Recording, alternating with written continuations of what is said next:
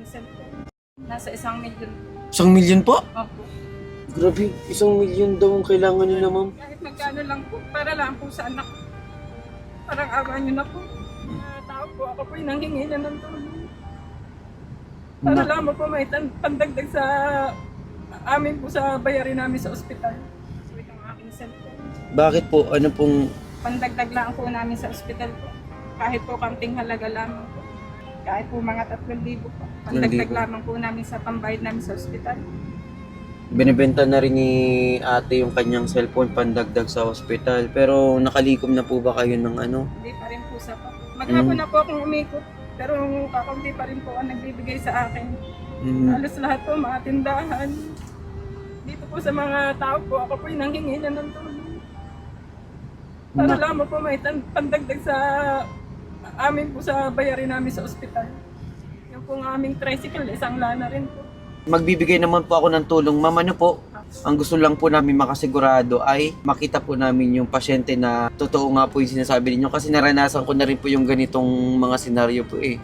Yun guys, kasama tayo kay ate dun sa hospital kung saan nakakonfine yung anak niya bago tayo magbigay ng tulong. Hindi naman tayo guys madamot. Ang gusto ko lang mapunta din sa tama yung itutulong natin. Sir, ito po yung patunay na 1,000,000 po talaga yung aming bill. So mukhang ano naman guys, mukhang legit naman si ate. Ba't po umabot ng ganun katagal? Dahil po nung sa pagre-recover din po nung aking anak, inintay pong lumakas muna siya. Tapos sa ano niya, sa operation po niyang ginawa. Kasi nilagyan po ng mga bakal po yung nabasag na buto sa mukha niya. Okay. Kaya oo. Kaya malaki talaga yung ano niya, no? Yung bill. Pero naman po, mga ahensya naman po na nalapitan namin. Pero hindi pa rin po sapat yung nalikom namin para ipambayad po sa hospital bill. Magandang hapon po. Na ano po namin si ate, kumatok po sa sasakyan namin. Ano po bang nangyari sa kanya, sir? Na-accident po siya sa bike at sa kwarto.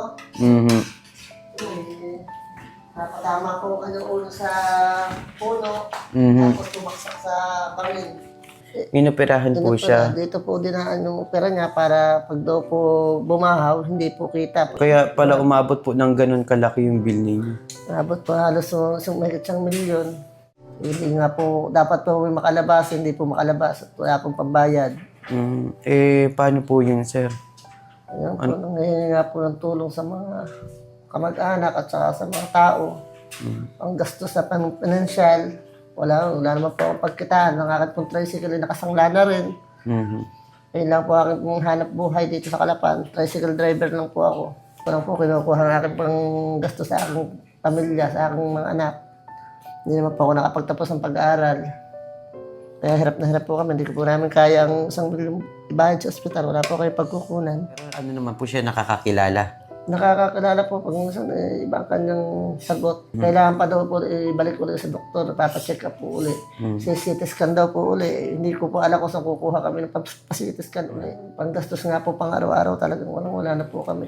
Hindi po namin inaasahan na yung nangyayari. Kung pwede nga lang, sa akin na lang. Huwag na sa kanya eh. Habang buhay niya, dadalhin yung bakal sa mukha niya eh. Kahit mabuhay ko, ibibigay ko din eh. Sana kung aral. Kahit siguro sino magulang, talagang ibibigay ang gusto. Hindi na nga po ako nakasama nung pagkuhan, pag-rescue dito sa bata ng time na yun dahil po hindi ko rin po kakayanin. Dahil may sakit pa rin po ako. May sakit din po. Ano po yung sakit niya? Meron po akong toxic breather at saka konektado po siya sa puso. Kaya hindi ko po kayang makita yung sitwasyon ng anak ko nung panahon na yun. Talaga pong kahit kanino po lumalapit po kami, kahit barya po ibigay sa amin. Para lang po malikom namin yung pera, pambayad po dito sa ospital. Kung mahal na mahal po yung mga anak ko, kahit po kayo mamalim mo sa tao, gagawin ko po. Nanawagan ng kaunting tulong para po sa aking anak na si Renz J po. Kahit po tigkakaunting tulong po, ay malawag po namin tatanggapin. Kahit po magkano. Ako nananawagan sa mga taong may mga bubuting puso. Sana po matulungan niyo po ang aking anak na makalabas dito po sa ospital. Isang buwan na po kami dito, hindi po kami makalabas. Wala po kami kakayanan ng pambayad. Dahil mahirap lang po kami. Tricycle driver lang po ako dito sa Calapan. Sana matulungan niyo po ang anak ko. Maraming salamat po. Nananawagan po kami sa lahat ng mga followers po natin na makakapanood po ng video ito. Sana po ay mapaabutan po natin ng kahit na magkano lang po yung pamilya ni Renz J. Makakalambing na po kami kahit tig-pipiso po.